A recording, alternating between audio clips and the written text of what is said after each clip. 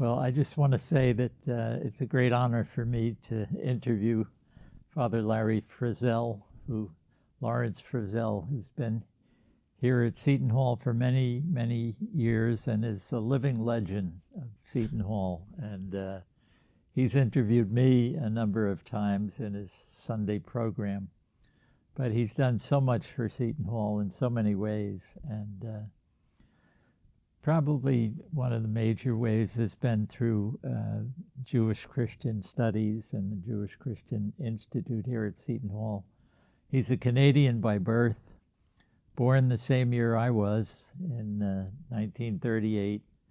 And I want to hear a little bit about his life and his vocation. So without further ado, I just want to throw the ball to Father Larry Frizzell and let him tell us his story, is a little bit about his background in Canada, British Columbia. He's told me a few stories, and maybe a little bit about his vocation to the priesthood, and eventually how he arrived here at Seton Hall University. So, Father Larry, I'm delighted to spend this time with you. Thanks. Well, thank you very much, Monsignor Liddy, for your generous introduction. Yes, I've been here almost 50 years this October, and it was a long trek, of course, from small towns and remote places in Western Canada. I was born in Calgary, Alberta, but my family lived sort of in the outskirts of the city, and when I was 7 years old, because of my father's health problems, we moved to a town called McBride in British Columbia, near the headwaters of the Fraser River, which flows down very vigorously toward Vancouver. So in McBride, we had a situation of a church being a mission, and the priest, an oblate of Mary Immaculate, would ride a handcart up and down the railway tracks to the various towns and places where he would exercise his mission. But in 1946, we got a parish priest directly from Dublin in Ireland, Father Morrissey. And he's the one who taught me Latin for the responses at the Mass. I was 8 years old, and we helped him, of course, to acclimatize himself to a very different culture from what he had experienced in Dublin in Ireland. Now, we lived there for a short time, 3.5 years, but my father's health continued to deteriorate, and we had to move back to Alberta, where my mother had been a school teacher, and her certificate was valid for the province of Alberta. So we went back to situations where we have a one-room school in a remote area with 40 children in 8 grades, with no teaching assistant. We didn't even have electricity, let alone the idea of amenities like a library and so on. The situation was very simple. But we all learned, and my mother taught there for 1 year with 40. The next year we moved to a place that only had 23 children in the 8 grades, and that was much more, it's easy to control, we might say. Now after that we moved to a town in very northern Alberta, on the west side of the Lesser Slave Lake area, and we moved into this town in the summer, and then my mother started teaching, but only up to the 6th grade. After that, going to junior high and so on, we had a bus taking us to the junior high and high school. Now, we moved into this town and found that we were one of the very few Catholic families. And so some of the very fervent old-timers in the town would wait until my parents had gone with the car, gone shopping for the weekend, and then I would be babysitting my 4 siblings, and the 2 people would come and knock on the door, and I would answer, of course, and then they would immediately tell me if I'm a Catholic, I'm a pagan, and we're going to hell. And so that was my introduction to ecumenism. Now, I learned from that experience that, of course, one has to be able to defend one's faith. And so from that time on, I was very interested in deepening my faith and learning how to defend it. How old were you then? Well, I was 12 at that time. Okay. And when I we moved after 1 year, we moved out of that place, and we came back to a more hospitable area, we could say. But it was still not far from what was called the Prairie Bible Institute, founded by Bible Bill Eberhart, who founded the Social Credit Party in 1935. And so the Prairie Bible Institute then was in the next town to the place where I went to high school. My mother was teaching in a country school with the 8th grades, and I was already moving into the 10th grade. So the only solution, there were no buses and school buses and so on in those days, and the solution was for me to go to a boarding school, a boys' boarding school in Drumheller, a bigger town, 20-some miles away. But when the parish priest heard that I was going to have to go to a place, he said, "Come and live in the rectory." And so Father Keenan was the parish priest. He was from Ontario, of Irish background, obviously. Father Ed McCarty was from Big Valley, Alberta, so he was a local boy. He was the curate, and the housekeeper was an Irish lady who had been raised in London, England, but she married Howard Green, who was a horse dealer and so on, in central Alberta, in the same town as 2 of my uncles with whom he had been partners for the chuck wagon races at the Calgary Stampede. Now, when I came then to live in the rectory, the town was called Trochu. It was founded by French cavalry officers.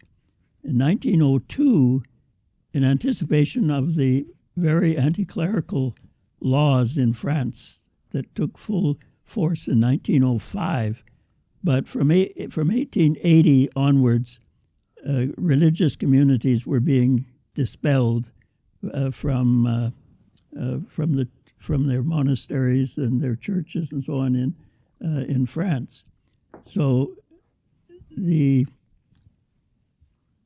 very anti-clerical government was expecting that when they ordered the religious orders to be dispersed and get out of the country, that this would be the task of the cavalry officers in the army.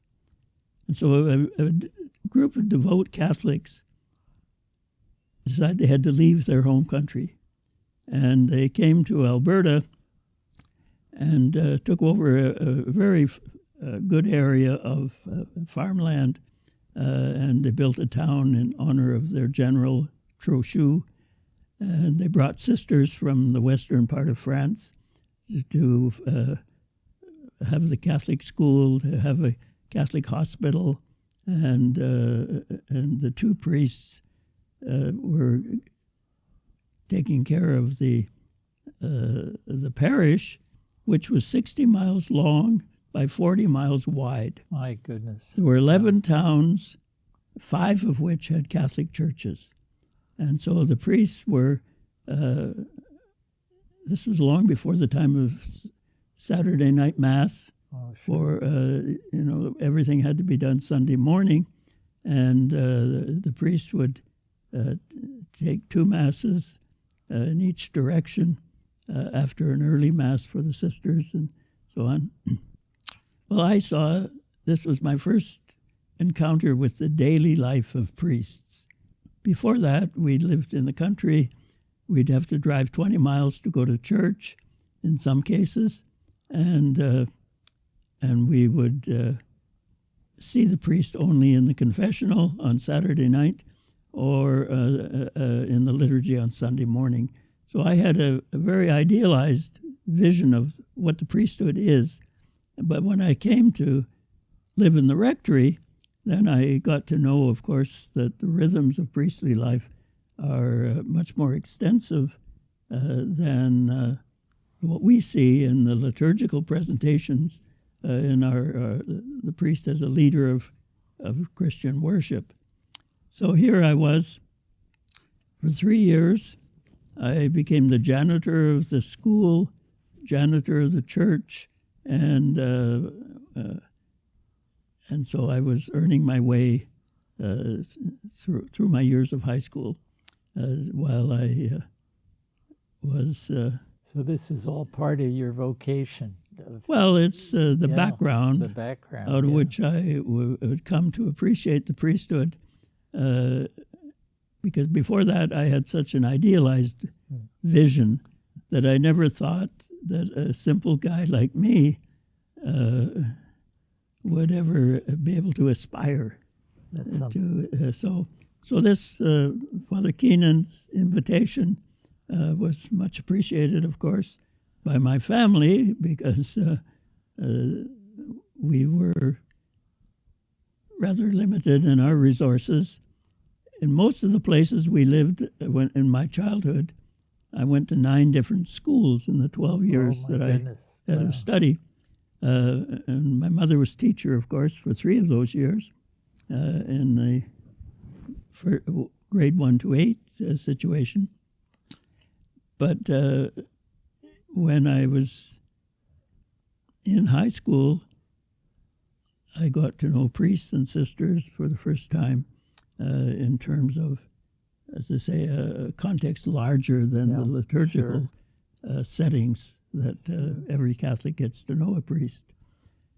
So my aspiration to become a priest was rather slow in developing. I had not considered that this was something that an ordinary guy could even consider, and I had to gradually learn to keep asking God's will and asking for the guidance that I needed to grow into a vocation. In my high school years, I thought, well, as time went on, and I thought of the priesthood, and I thought also of being a teacher. My mother was a teacher, of course, and later on my sister followed in her footsteps. So I went to the seminary in Edmonton, Alberta, in 1956, and then gradually moved to... You were about 18 years old. I was right out of high school. I was 18. Right. And then after 2 years of philosophy, we had no degree program at that time in our seminary. I was asked to go to Ottawa to St. Paul Seminary, which it was a university seminary. And So there I did my 4 years of theology. That would have been going to the big town and The capital city of Canada. capital city. That was a big change for me from a place called Ghost Pine Creek, Alberta, where my mother had been teaching for. She taught there for 6 years before she moved to a nearby town, and so my mother kept moving from place to place, looking for better situations for the family. But fortunately, I was able to cope with things, as it were. They must have been delighted that you wanted to become a priest. Yeah. Well, they never pushed, Yeah. But they were not against it. And there was one sister, Sister Mary Louise, who had gone to a convent school as a young woman, a young child, and she was of a Protestant family, and she told them when she was 16 that she wanted to become a religious sister. Well, the family was against it, of course, and Sister Mary Louise thought that everybody had to fight for his or her vocation.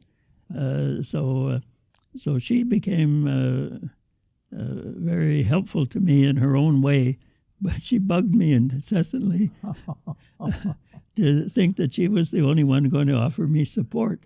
Well, my parents had nothing against me going to the priesthood, but they didn't push in any way. So I was able gradually to come to a point where I decided, rather than to go to the university and aspire to be a teacher, that I would go to the seminary. And then after 2 years, since I was able to go to Ottawa, where there was degrees being offered, that led me step by step on the road to becoming a priest, yes, but also becoming a teacher. So here we are. That's a little bit about my background and the experience that I had when people would come to the door, knock on the door, knowing that my parents were gone, to accost us as children, that we're pagans, because Catholics, of course, were on the road to hell in the minds of certain people. And so that gave me a sensitivity that came to fruition, as it were, in my later development, when I came to Seton Hall and entered into the program for the master's degree in Jewish Christian Studies, that I wasn't going to impose, especially upon young people, something of a belligerent attitude toward anybody else's religion. So you studied at Ottawa for how long? 4 years. And was that mostly philosophy? Oh, no. That was the theology program. Oh, it was the theology program. They accepted the fact I had 2 years of philosophy and put me into theology right away, even though I had no BA, like most people would have, having studied philosophy for 4 years. But that gave me an opportunity to focus on biblical studies as my great interest. So we had all the lectures were in Latin, of course, in those days. We used the Summa of St. Thomas Aquinas as our textbook for many of our theology courses. And that was, of course, opened me up to any number of challenges. We had textbooks in Latin when I was studying philosophy, but the lectures were in English. Okay. However, when I went to Ottawa, the lectures were in Latin. The discussion, of course, and social life and meal times and so on was bilingual, English or French. Oh, okay. So you began to learn different languages. Yes, I'd studied in high school. We'd studied French, but the idea was that to be perfect in grammar, to be able to answer all the questions of exams, there was no practical dimension to. Right. It was all geared toward having the precise knowledge that was needed to pass exams, and there were provincial level exams in the 9th grade and in the 12th grade that everybody in the whole province was taking the same exams for those years. Yeah. So I'd faced that. I'd learned the grammar, French grammar, fairly thoroughly, but coming to Ottawa, then I was hearing French as a spoken language. And now, was it the Oblates of Mary Immaculate yes. that taught in yes, the university and the seminary was run by the Oblates of Mary Immaculate, the great missionary order right. in northern Canada especially. Right. You were a diocesan seminarian, though, for yes, we your were, own diocese. Yes, yeah. We had 150 seminarians in the seminary, and then there was a scholasticate for the people who wanted to become Oblates of Mary Immaculate, right. and that was in the French-Canadian province.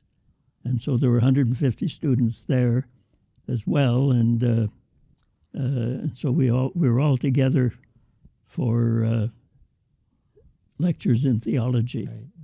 300 students. Wow. Any given year, yes. So then you were ordained eventually, and yes. Eventually I want to get to how you got to here to Seton Hall, how that history unfolded. So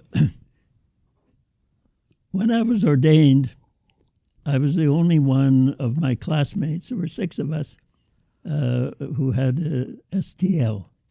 and a degree to be for teaching. And so my bishop assigned me to the seminary, and he was an Oblate of Mary Immaculate, and he had been a rector of a seminary before becoming a bishop. And he had sent people away to study, and when they came back, at least one person was a dud in the classroom. So the bishop said, you have to teach and show that you can teach before you go on for further studies, for advanced studies. And so Frank Pizzula, there was a priest who had been teaching for 2 years, proven himself. He was teaching canon law, and then he went to Ottawa to get his license in canon law. So I was assigned to teach canon law for 2 years while Frank was getting his degree. And then I would be able to go away for studies. And I wanted to study sacred scripture because of my experience as a youngster, as I had told you, where people said Catholics don't have the Bible and so on. And so here I was teaching 9 hours a week in canon law, 3 courses on different levels.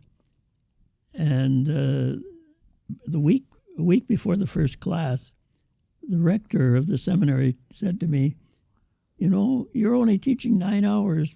The other professors have 10 hours of class. Father O'Reilly doesn't like teaching liturgy, so it's only 1 hour a week, so you'll take that course. Well, teaching liturgy for many of the people in those days was basically rubrics. Right. How to celebrate the sacraments, how to pray the divine office, and so on. We've been learning that, of course, since the first year of philosophy. But I had a set of notes from a Dominican priest called Jean-Marie Teilhard. Oh, yes. And Teilhard became one of the great luminaries of the Second Vatican Council. That's right. Yeah. He came to teach 1957, and he was teaching us. I started there in 1958, and TR was giving us not only the classical approach from St. Thomas Aquinas, but he brought it up to date for everything, into the current discussions. And so he was a marvelous teacher, and he had a set of notes for various courses he taught, and we all tried to get those notes, even if we hadn't studied a given area with him. So TR's notes on theology of the liturgy became my source Wonderful. when I was told to teach liturgy on very short notice. And so I would translate. He always taught in French rather than in Latin, and so his notebooks notes were always in French. So I translated that into English, and then I gave a theology of the liturgy. Now, this was September 1962, and the Second Vatican Council began in October that year. That's right. And so in October 62, the first great document of the Second Vatican Council was the document on the sacred liturgy. That's right. That's right. Promulgated a couple years later. So I was already ahead of things using TR's notes. Sure. I was ahead of the way in which liturgy had been approached by so many people in Western Canada. And so that was a great help to me. Teaching canon law was an experience that my bishop didn't realize that in Ottawa, canon law was rather a minor course, a minor set of courses compared with the theology courses. And so, and sacred scripture, of course, as well. So when I came to teach in the seminary in Edmonton, I was well prepared in certain areas, and then I was, after 2 years of teaching, I was able to plan to do my own studies for sacred scripture. We had a basic course in Hebrew in the first year of theology, but I hadn't absorbed very much. And of course, in Quebec, the students for the priesthood had gone to a minor seminary. And so they had 8 years of Latin before they came to theology, and they had 6 years of Greek before coming to study theology. And so I was way behind in terms of Greek, obviously, and I had to deepen my appreciation of the biblical languages. So in 1964, in June, I went to Jerusalem, and I spent 6 months in an immigrant school, learning modern Hebrew, but the grammar and everything is the same as from the ancient world. So that gave me a way of thinking in Hebrew and moving into biblical studies with that foundation. And after 6 months in Jerusalem, I went to Athens for 6 months and went to the university there. And at that time, there were 2 levels of the Greek language spoken. The ordinary people, most of whom had not gone to high school, because Greece suffered enormously during the Second World War, occupied first by Italian and then by Nazi German forces. And then 4 years from 1944, 48, 45 to 50 something, there was a war. Right. The royalists versus the communists. Right. In Greece. Right. And so the ordinary people had knowledge of their native language, of course, but the Greek language had evolved like Italian from Latin. So you no longer had the inflective verbs to tell you the person, the gender, the net tense, whether past or present or future, and so on. So there was a level of the Greek language that was being taught in high school. For those kids who had the privilege of high school after these war years, they could then read the New Testament in the original Koine Greek, and that's what I was learning, of course, which was very practical for me to go to Rome and take the exams in Hebrew and Greek, and then, of course, exams in English, French, and German. If we were doing biblical studies, we had to show proficiency. So the person who was in charge of language training was a Jesuit from Czechoslovakia. Very nice man. I always spoke to him in French during our 2 years that I was there. And at the end, he said to me, "Now I'll have to give you an examination in English." And I changed to English, and I said, "Well, that's my home language." So I was dispensed from English. I'd spent 2 summers in Germany and lived with the Germans in Rome for a year. Larry, it just seems so, you did so much in a rather short time through your schooling. Just you got a lot in, and especially the languages. Wow. Well, it was a bit of a challenge. I know we're moving toward your coming to Seton Hall at some point. But, yeah. Well, that's from 60. So I had gone to Jerusalem in 64. Then in the fall of 1965, I came to Rome. I was staying at the Canadian College at the time. So I was there at the same time at the 65, North American. Yeah. So I was showing 4 Israelis around Rome at the time of the promulgation of Nostra Aetate, of the Church's statement, a declaration on her Church's relation with non-Christian religion. That's called Nostra Aetate, the 2 Latin words, in our time. So I was there in the aula of St. Peter's with these 4 Israelis to hear the Pope promulgate the decree Nostra Aetate.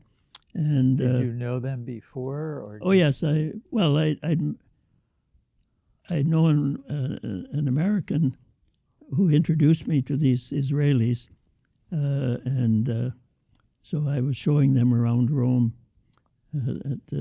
Said, "Well, this is a unique experience for Jewish Catholic relations." My goodness, yes. So that was an important memory, an important moment in the life of the church. And Monsignor John Österreicher, of course, had been on the commission to prepare the Secretariat for Promoting Christian Unity, had responsibility for that document that was on the church's relation to non-Christian religions, as it eventually turned out. At the beginning, the focus was on Jewish-Christian relations, but then that was expanded in 1964. Developments took place.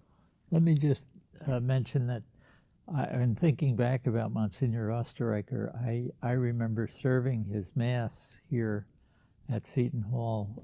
There was a little chapel in the what is now the choir loft of our Seton Hall Chapel. Right.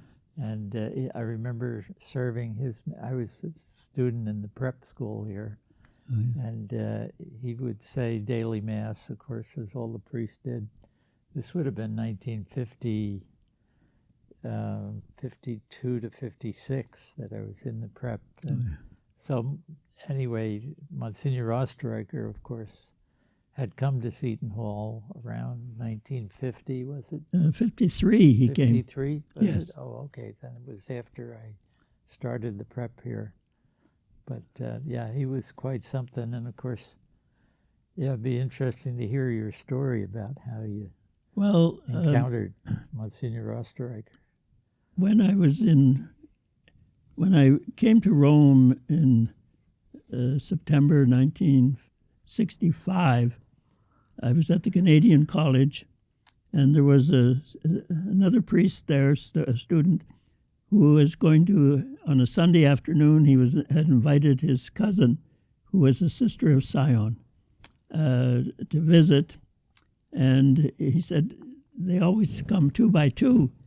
And so said, this other sister is not going to have much, we're going to be talking about family and so on. Yeah. So he said, would you entertain this sister? And her name was Joan Poulin from Saskatoon, Saskatchewan. So Sister Joan had been assigned to be the secretary to Mother Edward, who was the sister going to be in charge of Jewish-Christian relations in terms of Cardinal Bea wanted to have a center for the progress of Jewish-Christian relations to be cataloged, as it were, and there would be a publication and so on. They had hoped. So Sister Joan was to be the secretary to Mother Edward Barclay, an English sister of Sion, and they started the French version and the English version of what was called SIDIC, SIDIC. It's an acronym in French for Service of Documentation, Service of Christian Jewish Documentation. So Sister Joan Poulin introduced me to the community's work, and I volunteered to help in some way. And then in early '66, the Cardinal Willebrands had assigned a priest who was a professor in a seminary in Holland, Father Cornelius Reich, R-I-J-K. He became the first officer for Catholic-Jewish relations in the Catholic Church, and a specialist. And so I got to know him and work with him, again as a volunteer, obviously, as the effort to catalog and tell what was going on in the world for Jewish-Catholic relations. Sisters of Sion were in every continent. And so they were mostly teaching in schools, but they had already from the 50s have been developing a positive interest in understanding Judaism and appreciating the contribution that the Jewish heritage could bring to the modern world. So that was how I got started to do things in Jewish-Christian relations, not having known, except for one Jewish shopkeeper in my high school years. I'd never met another Jewish person in my childhood. You know, as you're talking, I'm thinking to myself, I must have run into you in Rome, or we must have crossed paths, because I was there from... Well, probably Bernard Herring gave a lecture. Yes. At the Casa. Father Bernard Herring, a Redemptorist, was a famous scholar of ethics Christian morality, and so he gave a lecture that a lot of priests from the Canadian College, and also then, of course, it was mainly for the setting was where the graduate priests were living at the Casa Santa Maria, right, near the Trevi Fountain and Gregorian University. I remember going to the Piazza Navona, and the lectures that were there took place during that time, and were the Sisters of Zion. There were another group. Of no, sisters it was that the Ladies of Bethany. Yes, that's right. That was the Dutch. That was the Dutch community who was supporting the work of Christian ecumenism, right. And so they're yes, they and the Atonement Friars were having courses and lectures and so on, and so sometimes I would would certainly go for them, because that my second year in Rome, I was living with the German-speaking priests. Wow! In the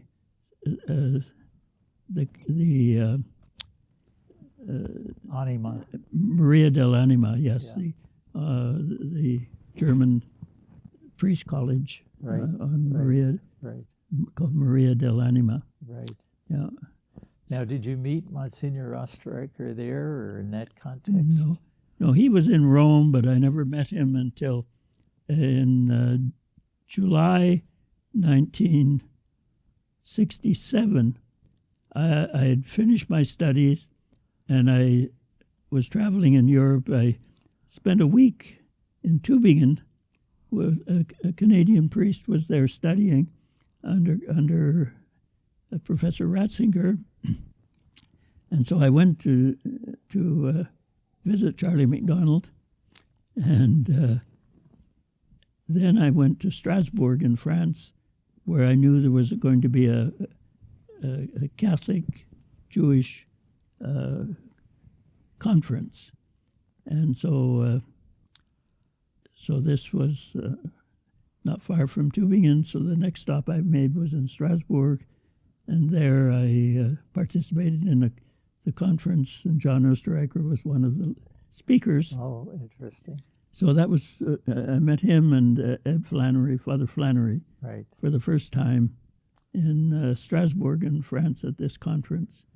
It was in July, because we celebrated John Osterreicher's anniversary of ordination. He was ordained on July 17th, 1927.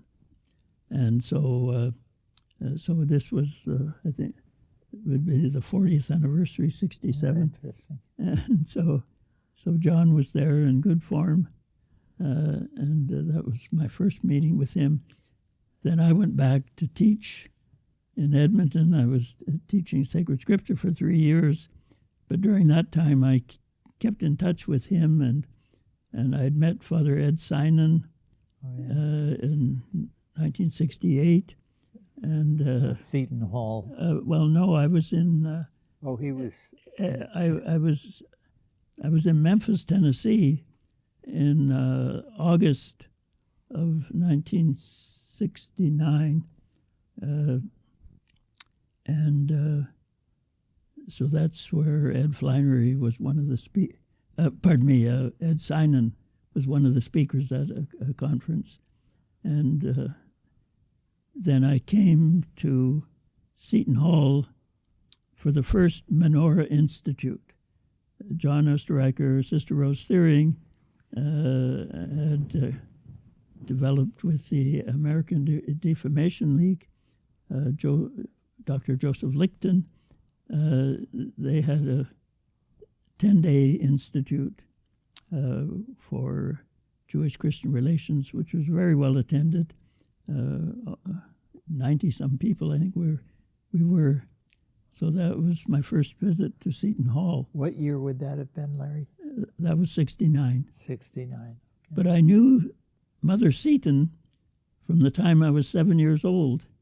because Jasper, Alberta had a hospital called Seton Hospital. Oh, okay. Yeah, so the sisters, Canadian Sisters of Mother Seton's Sisters of Charity, the Canadian sisters had hospitals across the country, Oh, interesting. and so I knew Mother Seton. That's divine providence guiding every step of the Well, way. you could say. Yeah. One of my cousins became a Sister of Charity in 1934. She lived a long life. She was a pharmacist, and so I knew about the Sisters of Charity through this family contact. So let's think. If we look at how things developed, then I kept in touch with John Oesterreicher. Had come here in '69, and then in 1970 I went to England to do a doctorate, and so this was the context in which I was going to. And what was the doctorate in? Oh, my doctorate. We did the studies, of course, in a wide range of things, but my doctoral dissertation was on the theme "People of God in the Dead Sea Scrolls." Oh, okay. It was a bad choice because there were 7 major documents of the Dead Sea Scrolls, the best preserved out of Cave 1, and I was able to work with those, of course. The fragments were slowly being edited, but very little had been done with the other caves. There were 11 caves altogether in which documents were found, or fragments, mostly fragments in some of the caves. And so I finished my work too early to make it be of any much use, unfortunately. And but you know what strikes me, Larry, is just your desire to know that, you know, a little boy from Western Canada, you know, so you studied there, and then you studied in Ottawa, and then studied in Rome, and studied in Jerusalem, and you know, the desire to know things and to get things straight, and to learn the faith and to learn other faiths, where you know, learn the Jewish roots of Christianity. What a wonderful, you know, journey you took. Just great. Context of many blessings, obviously. Yeah. That God's guidance and help, because, of course, I came from we were a poor family. Yes, sure. But nobody knew because everybody else was on the same level. So most of the places where I went to school, we had this one-room school. The books in the school, by the end of my first week at the school, I would have read all the things that were available, except for the encyclopedia. Yeah, no, there was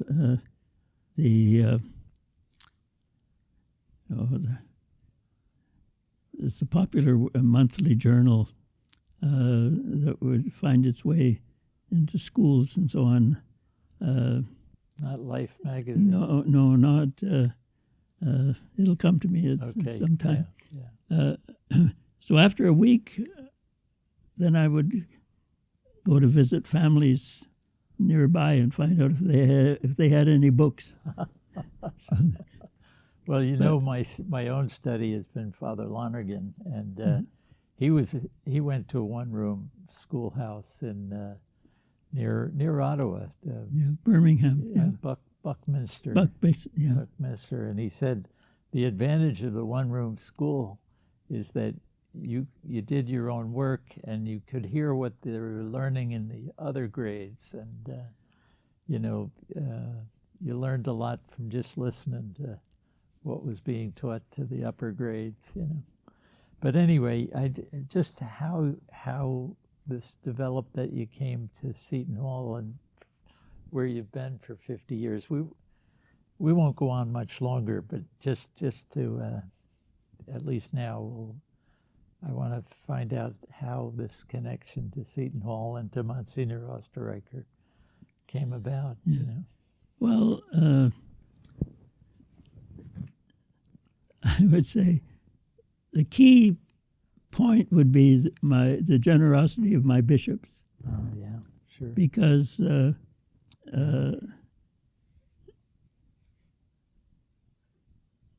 bishop who had given me the idea of studies, and then to prove that I could be a teacher, he very kindly gave me permission to go on for a doctorate. But of course there was no money. So I had to apply for a Canada Council grant. And normally Canada Council did not give things to people of religious backgrounds. If their pursuit was something in a religious nature, they figured that, they'd be... Let the religion take care of it. Yeah, that's right. Yeah. But I was able to formulate my application for the Canada Council grant in such a way that it met their approval. Yeah. So that was one good thing, because my Archbishop had given me permission, but where were the finances to come from? That was that was the big question. And so so it was fortunate that when I went to England in 1970, the people living in the colonies, or former colonies, were charged only the tuition that a British an English student or Scots student would be paying. So in 1978, Margaret Thatcher decided that the tuition for international students would be the same as for Harvard. So I could never have survived financially if Margaret Thatcher had been the Prime Minister. But I was finished about 4 years before she came into power, and so that meant that I could pay the tuition, £125 a term, and have enough for my living expenses, and then the scholarship was for 3 years, but I could save enough money for my fourth year to complete the doctorate. And of course, that was, we could call it serendipity. Serendipity. But I see that fact that I was able to benefit by this, with including living expenses, Sure. Was something that wouldn't have happened otherwise. Right. So I could not have gone to a university in the United States where the tuition was much Did higher. you go to Oxford? Yes. Yeah. Yeah. You lived with the Jesuits, I think. Well, no, I was on the same street as the Jesuits for my first year, but my college, Lineker College, had a house there for 11 male students. And then my second year, I moved to the Old Palace, the Catholic chaplaincy at Oxford, and Father Crispian Hollis was the chaplain at the time, and so and then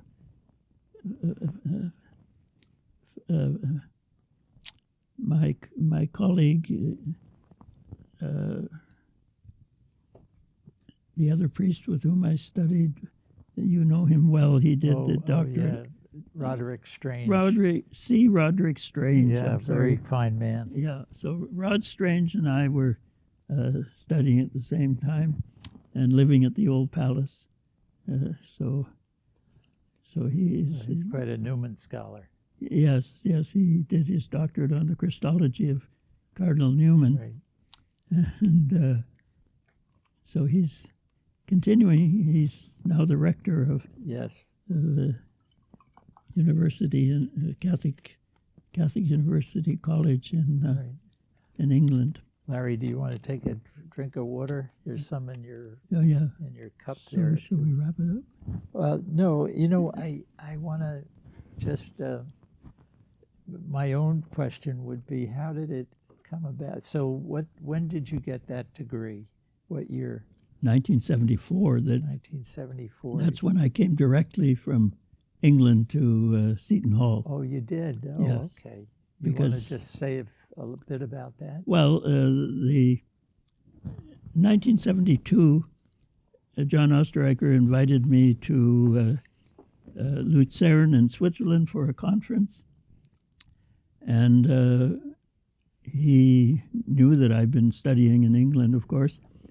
So he told me at that time that he was planning to have a master's program called Jewish Christian Studies, and he was wanting to know if I were interested. I had, of course, understood that I'd be going back to teach in Edmonton. But in 1972, there was a seminary in Battleford, in Saskatchewan, in Battleford. The seminary had decided to move to Edmonton, and they joined us. They had separate buildings, of course, for the oblate vocations, but they came to us for lecture for the studies that would lead Right. to the priesthood. And they had one professor who already had a license in sacred scripture. So I wasn't needed in the way that I had been anticipating. And so that gave me the opportunity to ask my bishop's permission. And the bishop at the time succeeded the first one, who had been so generous to me. The bishop was Bishop McNeil, Joe N. McNeil, who had been the bishop in New Brunswick, across the border from Maine, and he and Bishop Garrity knew each other. Oh, interesting. Because before Bishop Garrity came here to Seton Hall, to Newark Archdiocese, became the archbishop, he'd been bishop in Maine. In Portland. Portland, yes. Yeah. And so the fact that the two bishops knew each other was also helpful in terms of my transition from going back to Edmonton and coming here. But and that meant a few differences. No more 50 below zero weather, where you didn't even. Nobody in those days counted the wind chill factor. Oh, yeah. Nothing like that. It was just you looked at the thermometer and you saw whether it was 30 below or usually not past 50, but one time when we lived in that place in northern Alberta, it was 68 below zero. Oh, my goodness. So nobody went outside that day. Don't go outside, no. Yeah. No. Wow. But so the transition to Seton Hall was made smooth, we could say, in many ways. I was here a little bit too early. The MA program started in September 1975, so I was called a scholar in residence. Oh, okay. For the months from October 74 until August 75. And didn't you live in Our Lady of Sorrows for a while? No. When I first came, there was no room here at Seton Hall, so I lived in Sacred Heart in Vailsburg. Oh, Vailsburg, Yeah. okay. Yeah. And the pastor there had been the dean of men here at Seton Hall Oh, yeah. for many years. And so So he was very kind to me. And so after a couple of months, I moved into President's Hall on the third floor, where Father Herb Clancy, Oh, yes. he had been teaching there, and he went back to Korea. So I had one room for a while, and then Father Anzac moved out. Oh, yeah. So I got 2 rooms then. He was my classmate. Yeah. Yeah. So So, those were the. do you want to say anything about Monsignor Osterreicher, just in general? Well, certainly John Osterreicher is an extraordinary person in terms of his life history. And he was as I mentioned, ordained in July 1927. He worked in parishes in Vienna for a few years, but he always had this special interest in interfaith relations and so on. And that was because he was the godson of Max Joseph Metzger. Right. Metzger was a martyr, of course. He was beheaded by the Nazis in 1944 because Metzger had promoted, since the First World War, he'd been a promoter of peace. Right. And so he was anti-Nazi, obviously. And he inspired John Osterreicher, obviously, in many ways, I'm sure. John was always proud that he was his godfather was a martyr. And now, Metzger was the founder of the order that you were telling me about. Yeah, the Christ the King. Christus König was a religious community of sisters, and after the Second Vatican Council, they moved to become a secular institute, and so the work of Father Metzger was certainly continued by these sisters and people related to the peace movement of the First World War, where Pope Benedict XV, of course, was very emphatic in his search for a peaceful world, as we are to this day, grappling with so many different problems. So let's say John Osterreicher, he said, "I'm a prophet, but not a saint." So John had a certain humility, Yes. recognizing that nobody is perfect, that's for sure. And we all have our challenges. John's great challenge was as he grappled with the situation of the Second Vatican Council, that he had an opportunity to be part of the preparation of the schemata, the various drafts that have been presented to the council floor from 1960 onwards. Work for Jewish-Christian relations all of a sudden in 64 had to be expanded. So it wasn't just a focus on relation of the church and the Jewish people, but all of the Christian communities had to grapple with what we call ecumenism, and so that was one aspect of Cardinal Bea's great work. But within that context, then Jewish-Christian relations had a special focus, and placing it in the larger context of church relations with Islam, the Muslim people, with Buddhists and Confucian and other religions,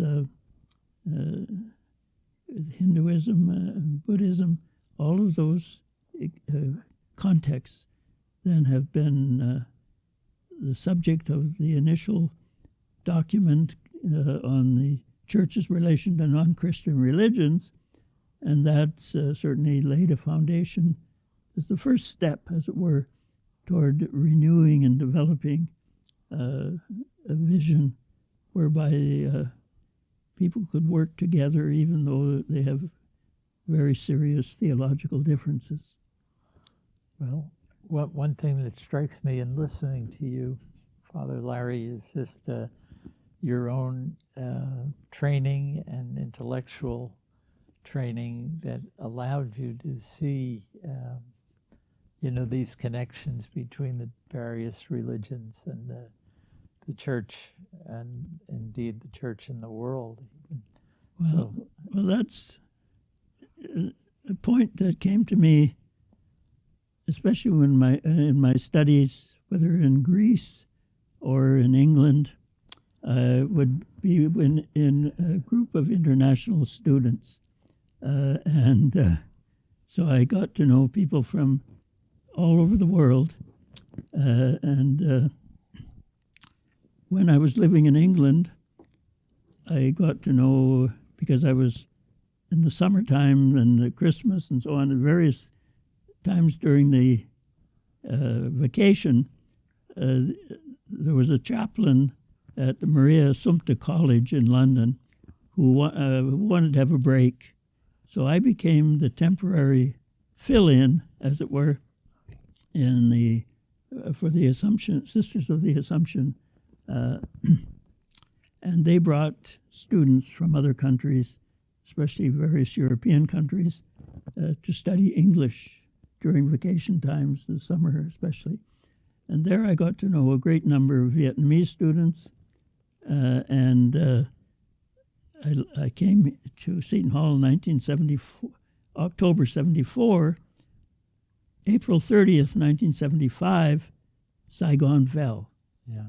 And my friends in England, France, Switzerland, they were Belgium, they were all worried about their parents and their siblings and so on. Because obviously people who had sent members of their family to study in Europe were going to be more interested in preserving the Catholic faith and the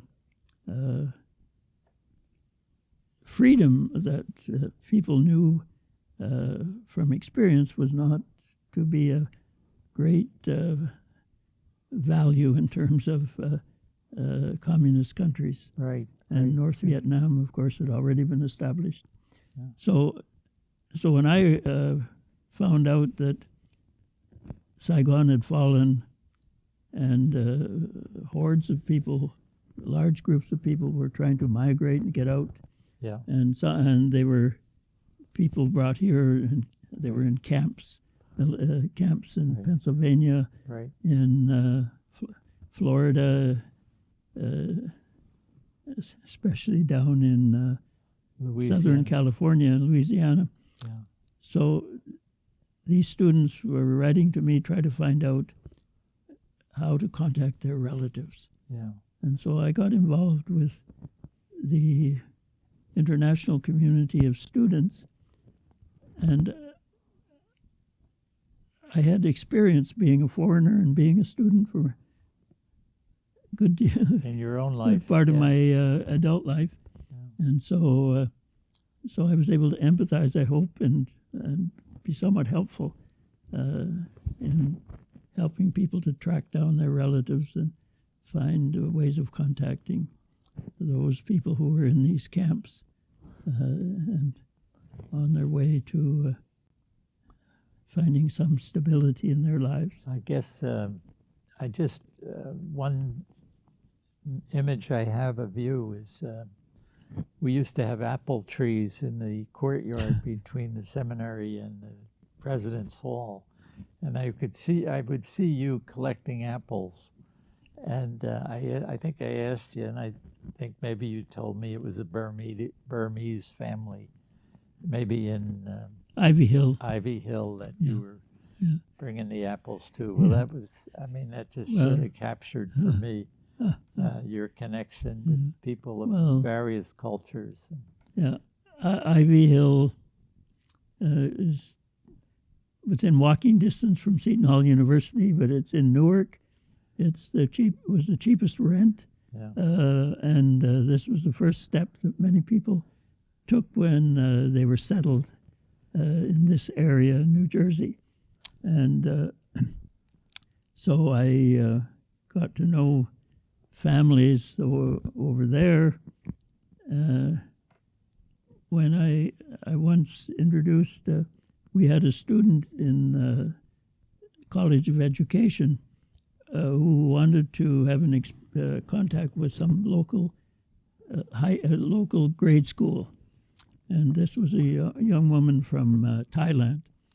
So I took her over to meet the people I knew in the Mount Vernon School.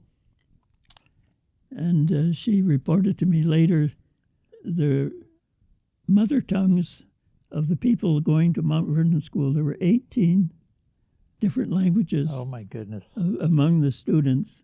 My goodness. And they were all, of course, learning English, obviously. Yeah, sure. And so, My goodness. so I got involved with a number of. Well, you've been somebody that's reached out, and as I said before, the pure desire to know has a way of connecting various cultures and various peoples, and not the least of which was the Hebrew culture and Jewish people. And so anyway, I'm delighted. This has been a real gift to me, and it's been wonderful. Yeah, well, thank you for to have you, and I'm glad Seton Hall has hosted this time together. So I'll probably think of a lot of other questions, but anyway, this was wonderful, Larry. Thank you very much for being here. Well, I'm glad to share, and I appreciate all of your good work over the decades. I hope somebody has interviewed you. Well, you have a few times, but maybe we can do chapter 2 sometime. Yeah. That would be good.